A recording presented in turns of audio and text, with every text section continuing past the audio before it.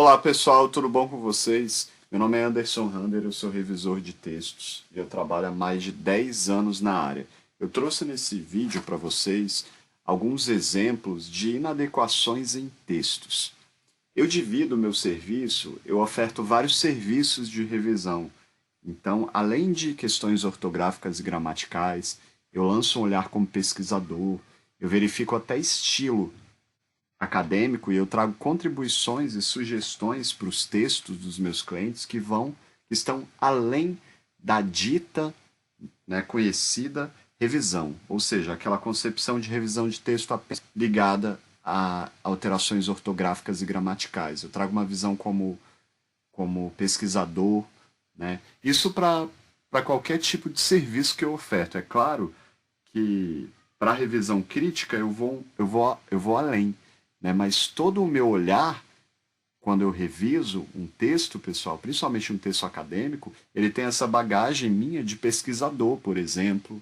Ele ele leva a minha visão de mundo, a respeito dos lugares onde eu já morei, a respeito da minha formação, né?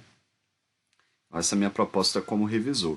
Eu trouxe aqui na tela 20 inadequações de textos acadêmicos. Essas inadequações, pessoal, foram retiradas de artigos científicos, especificamente de artigos científicos. Depois fazer um vídeo sobre teses e dissertações.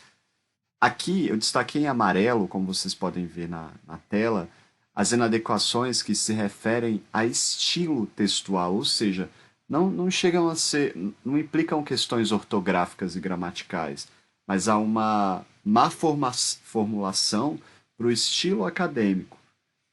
Em outros casos, eu destaquei aqui questões ortográficas e gramaticais mesmo, como aparece em vermelho, e outros casos aqui são questões que estão além disso que eu falei, em verde, né, relativas ao conteúdo ou alguma outra coisa. Vamos lá, eu vou. Gente, quando eu reviso o texto, eu não envio o texto revisado dessa maneira. Eu trabalho com a ferramenta revisão de texto, eu tenho até um vídeo aqui explicando no canal. Eu só fiz esses destaques para que vocês vejam mesmo, para que vocês entendam, né, a minha proposta aqui no vídeo, o que eu quero explicar para vocês, entenderam? E além disso, esses trechos, eu só retirei alguns trechos, porque por uma questão ética eu não vou colocar aqui o trecho inteiro, um parágrafo do texto dos autores, né? Eu não quero divulgar, né, os textos dos autores dos meus clientes. Então foram apenas trechos. E isso é um problema, porque é interessante que a gente analise o contexto maior. Eu não quero dizer aqui, né, que eu reviso, que a minha revisão ela é limitada a uma oração isolada. Não. Obviamente eu observo o gênero textual, o pedido do cliente, eu observo também o parágrafo anterior a respeito, né, da inserção desse trecho aqui que eu destaco, porque às vezes uma coisa que é dita no texto tem referência com outra, né? Então não quero aqui isolar, né, trazer essas reflexões sem muito fundamento, né, que são divulgadas por aí a respeito do meu ofício. Não é mesmo a minha proposta, mas eu preciso aqui fazer um recorte para explicar para vocês. Vamos lá. Primeiro exemplo aí. A credibilidade da Constituição da Suprema Corte e das instituições jurídicas em geral não tem estado lá muito em alta. Gente, eu destaquei aqui, não tem estado lá muito em alta. Aqui eu vejo um problema de estilo. Primeiramente porque esses advérbios lá, aqui, eles devem ser evitados em textos acadêmicos. Você deve se referir especificamente ao que você quer dizer, né?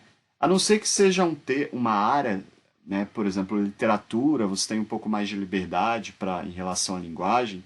Em outras áreas, né, a linguagem científica você deve evitar termos metafóricos ou essa linguagem muito informal ou muito falada, né? Às vezes, uma oração não tem um problema de ortografia nem de gramática, mas tem um problema de, de adequação do estilo, ou seja, a linguagem está muito falada, muito próxima da fala para um texto acadêmico, e nesse caso ela deve ser reformulada, né?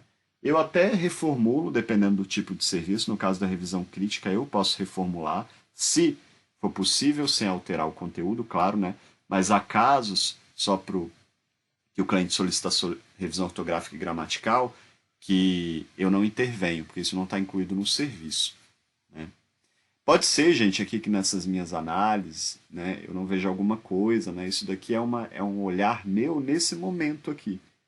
Geralmente eu volto no texto, então se vocês verem aí alguma coisa além do que eu vi aqui, isso, né, não significa que eu falhei aqui no meu olhar ou qualquer outra coisa. A revisão né, a gente precisa voltar ao texto, né, não é? Então eu estou trazendo aqui algumas observações a respeito do meu olhar nesse momento, certo? No exemplo número 2, na terceira, explico a categoria político-cultural. Gente, esse explico aí, ele está em primeira pessoa. Em textos acadêmicos, em algumas áreas, esse uso é aceito. Então, nesses casos, eu indico para o cliente que verifique com a revista científica se esses termos, se o uso de primeira pessoa é aceito, porque ainda há alguns paradigmas científicos a respeito da linguagem de algumas áreas que não aceitam, principalmente de algumas instituições, o uso de primeira pessoa. Em áreas como antropologia, sociologia, linguística, né, esse uso é aceito, né, mas é preciso que o pesquisador verifique isso com o orientador ou com a instituição, com a revista científica, mande, né, um questionamento. Nesse exemplo número 3, o papel dos juristas na manutenção. Aqui eu vejo um problema em relação a estilo mesmo, né? Eu acho melhor, né, a seguinte construção: o papel dos juristas para a manutenção. Esse uso na, ele é muito comum na fala, né? E ele tem migrado bastante para textos científicos. E eu acho que ele não é muito preciso. Então eu sugiro nesse caso aí para a manutenção. Exemplo número 4. Também sugue o debate e a atenção. É claro, gente, que essa oração ela se referia a algo anteriormente, né? Então, também sugue. Aí o sujeito aí ele não está aparecendo, né? O que sugue, né? Se refere a algo dito anteriormente, mas nesse caso, esse termo sugar faz parte da língua portuguesa, né? Mas a gente deve evitar esses termos metafóricos em textos acadêmicos, gente, porque sugar não é uma característica de um, né? Ele é mais usado esse termo, né? Com outros sentidos. Então, principalmente para um texto acadêmico, você está falando, às vezes é um artigo na área científico na área de direito, e aí você usa esses verbos, sugar, essas coisas são muito, né, comuns na fala, né, ou não são muito característicos de textos formais. Então, evitar esses usos. Exemplo número 5. Se concretizem e limpe assim o caminho para que a pauta. Provavelmente aqui não está aparecendo o sujeito, mas ele se refere a algo dito anteriormente. Então eu tenho dois verbos aí, ó. Se concretizem e limpem e limpe. Provavelmente, né, se o sujeito é plural e o verbo limpar aí, né, tá no singular, aqui há um problema gramatical, devia ter marcado em vermelho, eu marquei amarelo.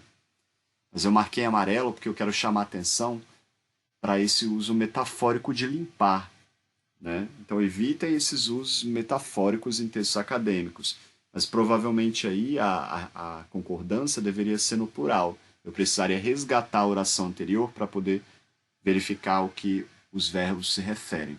Mas eu quis dar destaque aqui ao fato de limpar não ser característica aqui do que foi dito, né?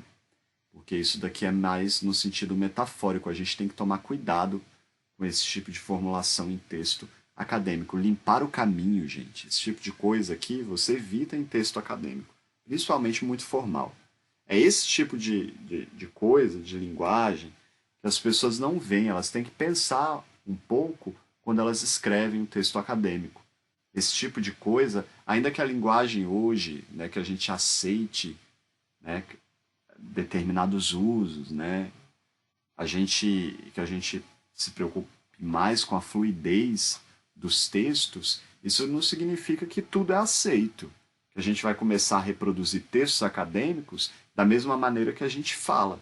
É preciso ter um cuidado com a forma e com o estilo do texto. Exemplo número 6. Uma questão. Se você ainda insistir nesses usos, o ideal é que você coloque entre aspas, né? Porque caminho aí está no sentido metafórico. O caminho ele é um caminho. Né? Eu não posso falar aí para essas questões de, né, me referir aí de limpar o caminho. Não estou falando mesmo de limpar. Então eu vou colocar entre aspas. Né? Ela nos é cara. Olha, esse primeiro porque o verbo ser ele é um pouco esvaziado de sentido. Então evite o verbo ser em textos acadêmicos. Ele é apenas um verbo de ligação. Prefira um verbo com maior carga de sentido. Prefira um verbo de ação, por exemplo, que exprima melhor exatamente a ideia a respeito do que você diz. Né? E cara aí no caso, gente, cara é um termo mais comum para se referir a dinheiro, é mais informal. Então, em textos acadêmicos, a gente deve evitar esse tipo de coisa. Nesse caso aí, o ideal é reformular o período, retirar esse verbo ser aí e reconstruir o período de maneira que, né, eu me refira especificamente ao que eu quero dizer. Tradução difícil, mas que pode ser equiparado. Aqui eu vejo dois problemas.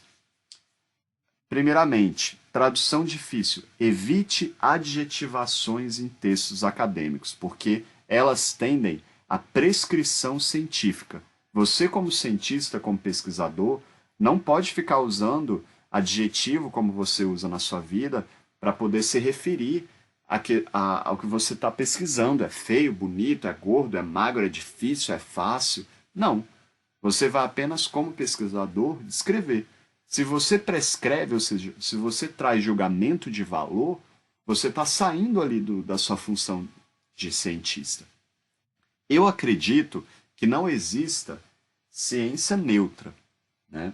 Mas isso não é justificativa para a gente, né, fazer o que a gente quiser, da maneira que a gente quiser no texto. As coisas têm que ser um pouco pensadas. E essa é a minha crítica aqui com, com isso aí no texto.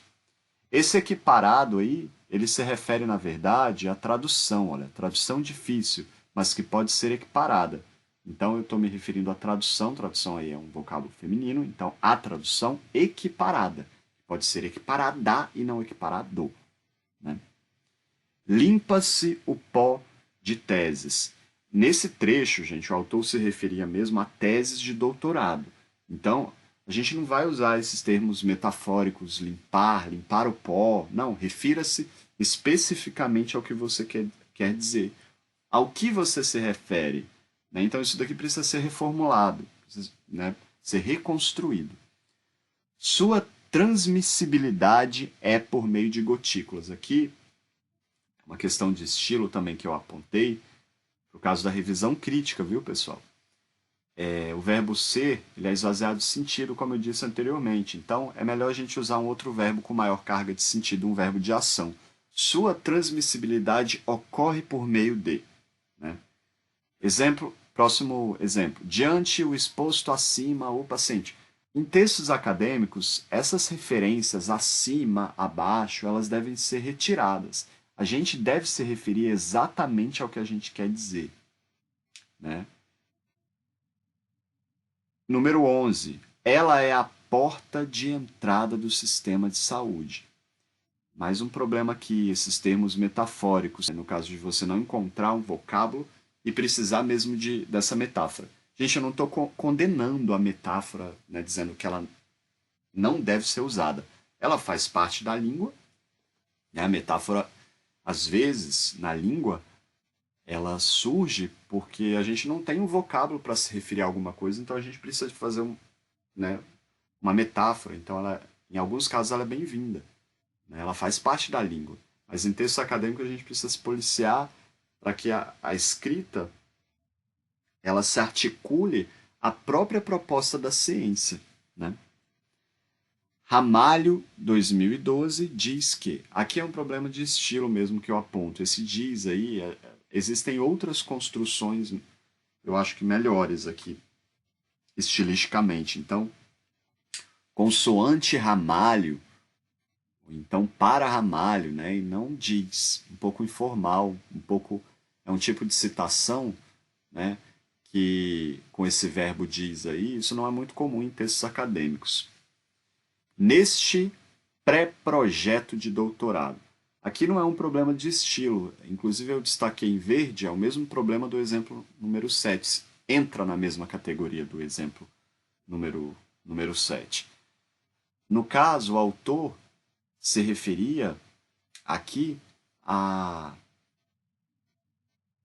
Na verdade, gente, era um artigo que eu revisei que foi originado, surgiu de uma tese de doutorado, né? Isso é comum. Às vezes, a pessoa pega o capítulo da tese e transforma em um artigo e manda para uma revista científica. É bem complexo isso daqui que eu vou dizer. Esse artigo que fazia parte, né, de um capítulo de uma tese de doutorado, a pessoa que escreveu na tese de doutorado e no artigo se referia à tese de doutorado como pré-projeto. Olha só, então nesse caso, porque geralmente os pesquisadores escrevem um pré-projeto e depois o pré-projeto vira uma tese e depois essa tese, um capítulo da tese pode ser publicado numa revista científica, por exemplo. Então o autor aqui não observou essa questão, né, de que ele precisaria ter alterado no texto esse termo pré-projeto para tese de doutorado na tese e no artigo neste artigo, porque você não tem mais uma tese de doutorado nem um pré-projeto, você tem um artigo científico, então você se refere especificamente ao que você quer dizer neste artigo científico, né? Isso é bem complexo, né? Às vezes a gente não tem, eu não estou aqui condenando, gente, nem insultando ninguém. Eu como revisor, eu não tenho essa postura, não. Eu trago contribuições. Então, nesses casos aqui, essas são as contribuições que eu exponho aqui para vocês, que o meu olhar como revisor, né, ao longo desses anos, eu consegui observar. Claro que todo mundo, né, gente, os meus textos também têm problemas, eles precisam ser revisados, né? Todo texto precisa de revisão. Nesse sentido, a minha revisão, eu trago uma contribuição, né? Eu não estou aqui colocando ninguém na cruz e dizendo, né, todo texto precisa ser revisado, até os meus. Porque nós somos falhos como seres humanos. E os filósofos já diziam que o outro vê melhor. Então, essa é a minha função como revisor. A fim de se obter informações a respeito de um tema. Gente, isso daqui é um erro de gramática mesmo, relativo à linguagem formal. A fim de se obterem informações a respeito, né? Porque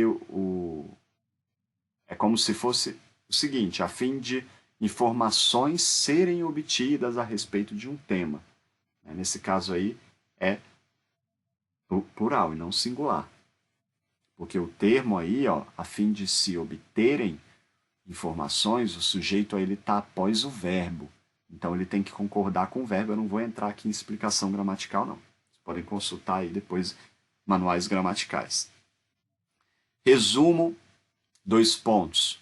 O objetivo deste artigo, isso é muito comum, pessoal, em textos acadêmicos. Depois de 2 pontos, não se utiliza, salvo exceção, letra maiúscula. Está errado. Isso daí está errado mesmo. Então você tem que colocar em letra minúscula. A gente não interrompe uma oração com o uso de 2 pontos com letra maiúscula, a não ser que seja caso de nome de país, nome próprio, né? Você não vai fazer essa interrupção só por uma convenção equivocada de uso. Não é porque todo mundo pula da ponte que você vai pular também, né? A CGU é, aqui também é uma indicação de estilo por causa do verbo ser, que é um verbo um pouco esvaziado de sentido. Eu não gosto desse verbo em textos acadêmicos, então eu sugiro que os meus clientes escrevam períodos em que outros verbos sejam utilizados como verbos de ação. Eles implicam em um estudo. Aqui há um problema da regência do verbo implicar. O verbo implicar ele é transitivo direto no sentido aqui que o autor quis dizer. Então, eles implicam um estudo. Esse em aí deve ser retirado. Está errado. É uma questão gramatical mesmo. Exemplo número 18. Esse conjunto de fenômenos apresentados aqui, eu já tinha falado para vocês anteriormente sobre esses usos. Aqui, advérbios em textos acadêmicos, aqui e ali. Refira-se especificamente ao que você quer dizer. Você está falando do artigo, então, em vez de apresentados aqui, apresentados neste artigo. Ponto. Exemplo 19. São muitíssimo mais profundas. Gente, evite esses adjetivos, né, esses termos aí você com adjetivos, os adjetivos tendem mais uma vez à prescrição, né? E esse tipo de formulação aqui é muito informal, são muitíssimo mais profundas, repetitiva, né? São formulações repetitivas né? Outro exemplo aqui, o que esses exemplos parecem sugerir? Eu, como revisor, eu sempre prezo pela ideia de menos é mais. Então, eu posso simplesmente reconstruir esse período da seguinte maneira. Esses exemplos parecem sugerir, e não o que. Eu posso retirar esse o que. Isso diminui o texto. Esses exemplos parecem sugerir. E tomem cuidado com esses termos parecem sugerir. Às vezes, em algumas áreas, é mais interessante, e eu já disse isso aqui, não existe ciência neutra, que você se refira especificamente ao que você quer dizer, ou que você assuma mesmo a sua voz. Então, esses exemplos sugerem, né, e não parecem sugerir. Né? É claro que pode ficar um pouco... algumas pessoas vão entrar no discurso de que isso é um pouco arrogante, não sei o quê. Você, como pesquisador, não existe ciência neutra. Então, às vezes é preciso que você se posicione mesmo de um lado para se referir ao que você quer dizer. Né? Esses são alguns exemplos, pessoal. Eu trouxe poucos de questões ortográficas. Pode ser que eu não tenha observado alguma coisa aqui. Se vocês observaram, ótimo. Mas foram algumas coisas que eu trouxe que fazem parte aqui da minha prática como revisor de texto. Eu sempre levo isso em consideração. O meu olhar, ele tende geralmente a isso daqui, dependendo do tipo de serviço. É claro que eu não faço essas marcações com cores para o serviço que eu ofereço. Eu trabalho com a ferramenta revisão de texto, que é uma ferramenta muito didática, né? E é muito fácil a leitura do meu serviço. Então o cliente não vai receber um texto dessa maneira, né? Revisado por mim, eu trabalho com a ferramenta revisão. Vou deixar aqui os meus contatos, pessoal. Se alguém tiver alguma dúvida, se alguém quiser entrar em contato para enviar artigo científico para revisão, também formato de acordo com o manual solicitado da revista, e eu trago muitas contribuições, como vocês podem ver aqui por meio desse vídeo, tá bom? Um abraço para todo mundo. Tchau, tchau.